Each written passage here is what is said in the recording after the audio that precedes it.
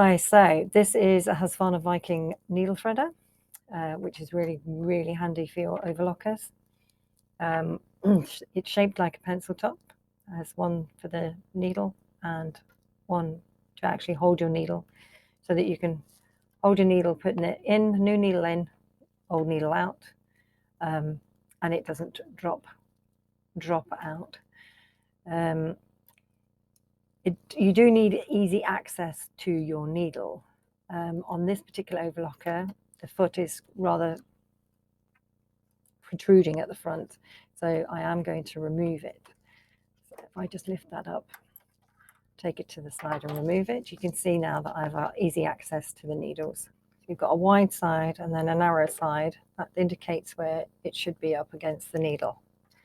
So if I explain it by showing you, wide side to catch the thread, turn it slightly, then you run it down the shaft of the needle. It finds the hole of the needle, you press it through, and then you grab the loop at the back.